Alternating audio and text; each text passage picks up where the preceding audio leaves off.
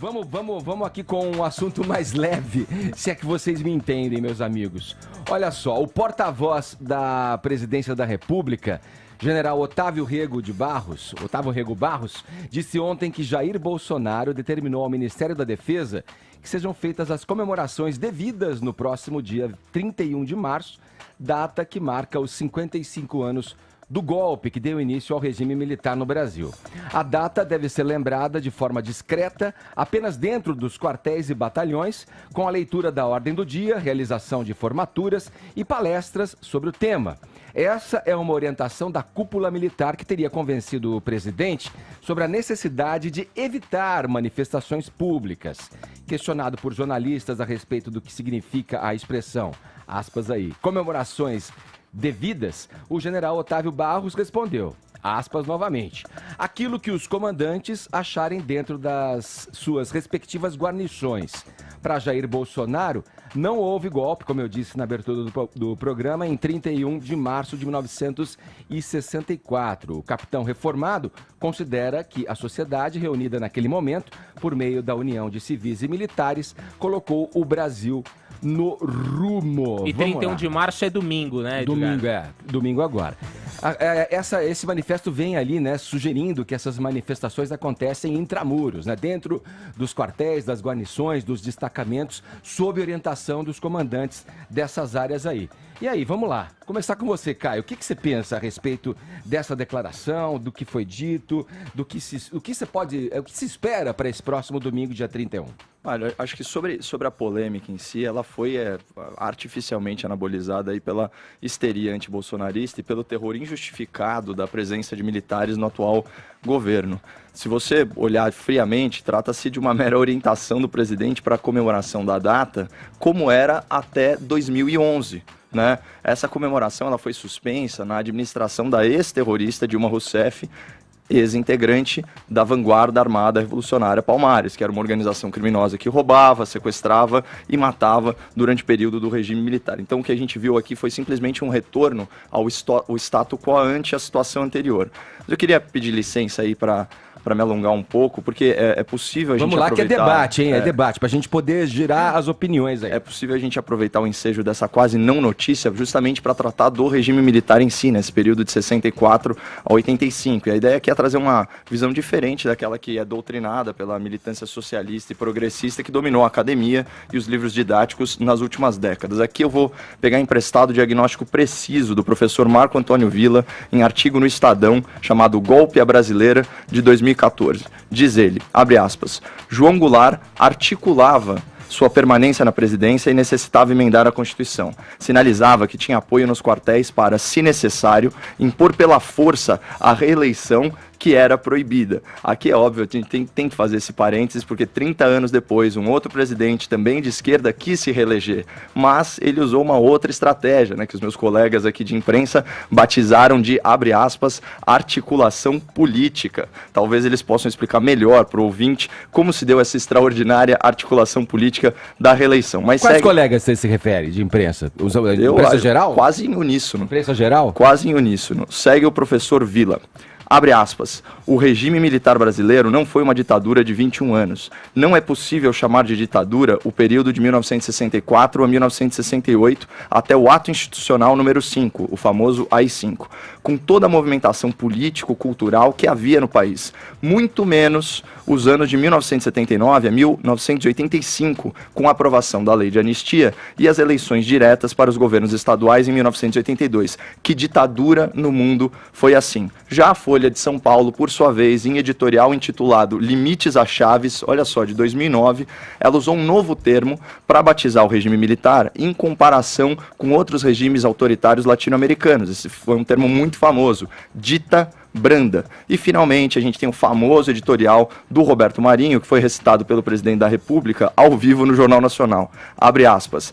Participamos da Revolução de 1964, identificados com os anseios nacionais de preservação das instituições democráticas ameaçadas pela radicalização ideológica, greves, desordem social e corrupção generalizada. E tem um outro trecho que fala o seguinte: sem o povo não haveria revolução, mas apenas um pronunciamento ou golpe com o qual não estaríamos solidários. Você vê que bate com a visão do Bolsonaro que você descreveu na chamada da notícia. O nome desse editorial é Julgamento da Revolução.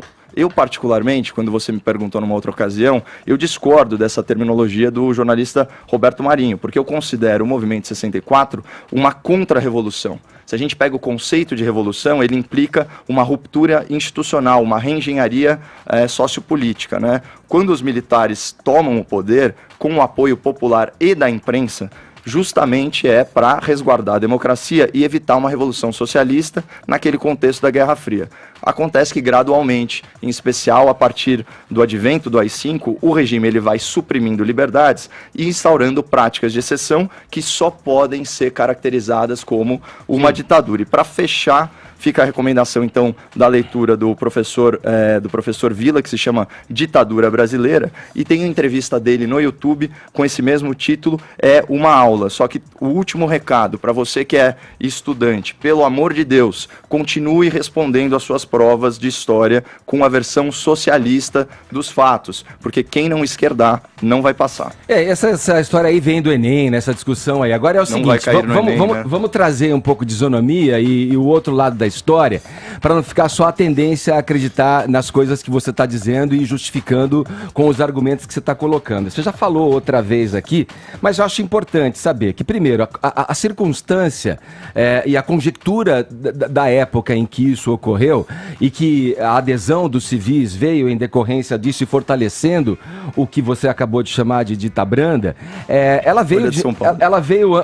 veio diante de uma possibilidade futura. Isso não quer dizer que houve um endosso na permanência desse regime por essa mesma classe civil que a apoiou num primeiro momento. Não fosse assim, esse período que você coloca de 64 a 68, a partir do AI-5, onde houve fechamento de Congresso, censura à imprensa, talvez não estivéssemos falando com essa liberdade, com exceção de você, que se coloca positivamente, não estivéssemos discutindo e argumentando e colocando o contraditório para quem nos ouve formar seu próprio juízo de valor das coisas, a sua própria opinião. Mas é importante dizer que as mortes, as torturas, elas seguiram depois desse período que você coloca. Foram aí, segundo o levantamento feito nesses 21 anos de ditadura que ocorreu entre 64 e o ano de 85, portanto, busca-se comemorar esses 55 anos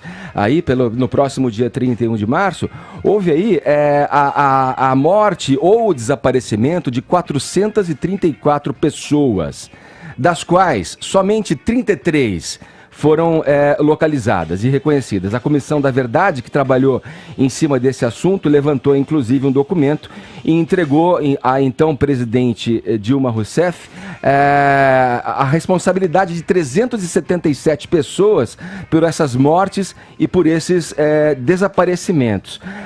O governo Jair Bolsonaro, como você disse, não considera que houve golpe, mas um regime que ele chama de regime de autoridade. Inclusive, vamos traçar aí um perfil, e não só pelos militares que ocupam o governo nesse momento. Eu não estou aqui para falar mal do militar, tem militar muito qualificado nas Forças Armadas, inclusive muito mais do que o próprio presidente que está no cargo máximo do país.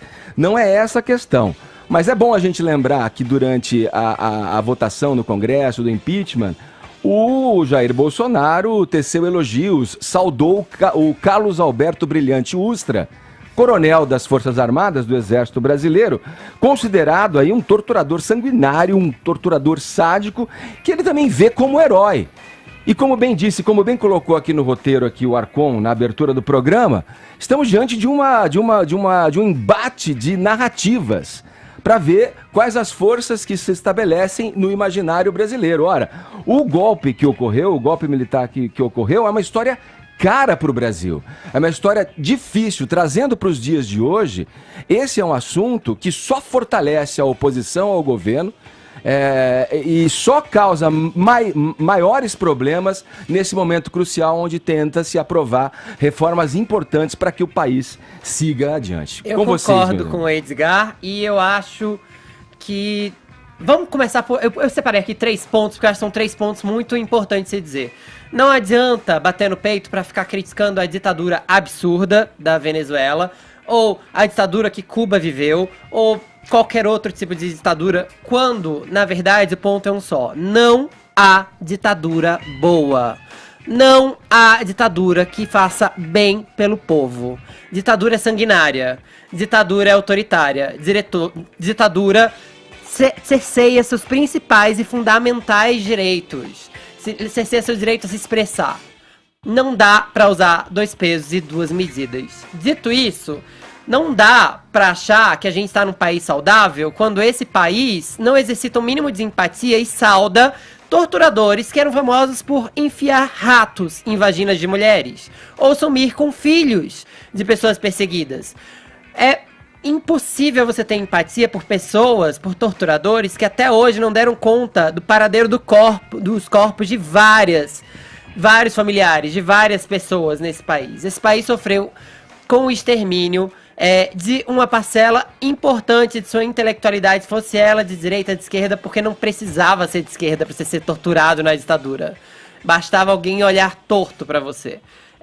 Acho muito esquisito que a gente vive um tempo em que se defende a tortura. E também acho muito esquisito que as pessoas, hoje em dia, olhem para trás com certo saudosismo, quando... Vamos trazer dados aqui, já que a gente gosta de dados. Em 1960, antes da ditadura, o índice de Gini, que é usado para medir a concentração de renda, era 0,54. Ele vai de 0 a 1, esse coeficiente. E pulou de 0,63 para 0,63 em 1977, o que significa que a concentração de renda aumentou nos mais ricos, os pobres ficaram mais pobres. Ao deixarem o poder em 84... e, consequentemente, se iniciar o período de abertura, a dívida externa do Brasil representava 54% do PIB, segundo o Banco Central. Quase 4 vezes maior do que na época que eles tomaram o poder, em 64, quando o valor da dívida era de 15,7%. A inflação chegou a 223% em 1985. 4 anos depois, o país ainda não tinha se recuperado e o índice de inflação era de 1.782%.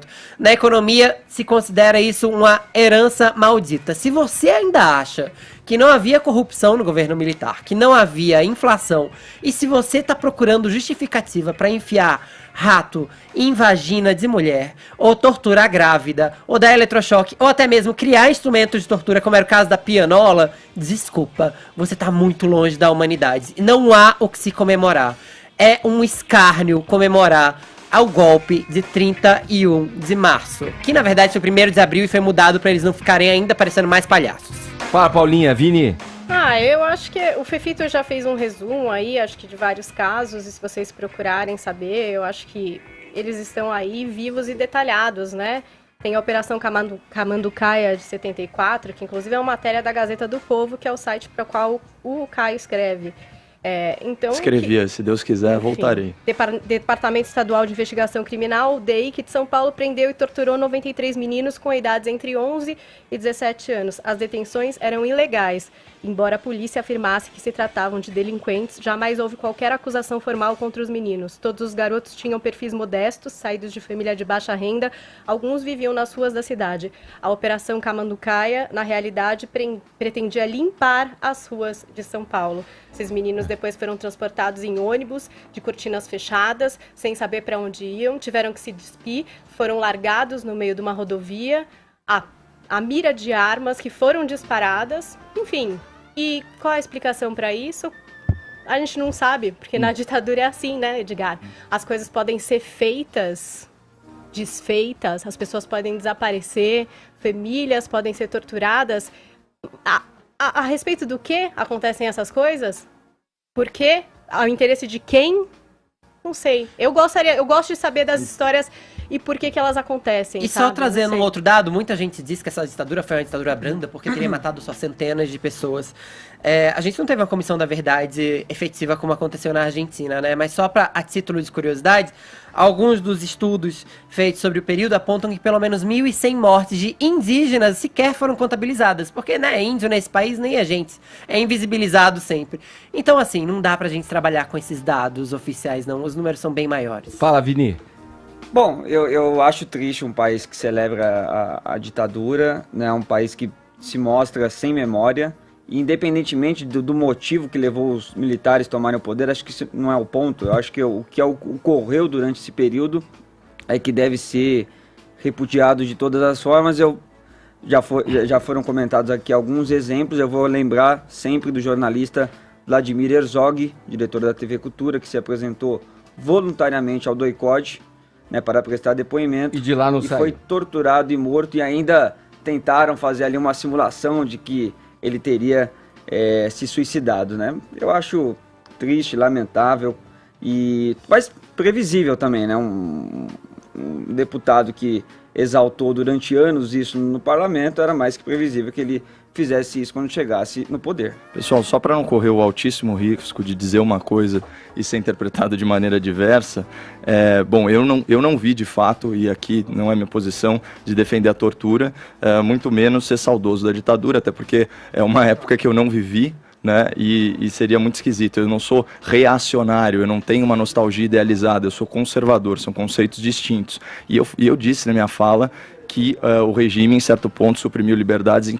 instaurou práticas de exceção, inclusive com mortes. Então, eu, ao contrário de muita gente, defino sim o período aí de recrudescimento do regime como uma ditadura. A única coisa é que eu acompanho o entendimento do professor Villa e acho que esse regime militar de 25 anos, ele teve períodos distintos. Então, entre 64, 68 e 79 e 85, não há que se falar em ditadura e botar tudo no mesmo balaio. Fica como recomendação aí também para o ouvinte da PAN, a estreia do documentário 1964, Brasil entre Armas e Livros, do Brasil Paralelo, que é um grupo documentarista independente que produz conteúdo de altíssima qualidade. Com certeza vai aguçar o senso crítico de todos que tiverem a oportunidade de assistir esse conteúdo. E outra coisa que aguça o senso crítico é prestar atenção no presidente, né? Que anda rodando o mundo, indo a países e só para fechar a lista ali, além do Ustra, que eu destaquei e lembrei aqui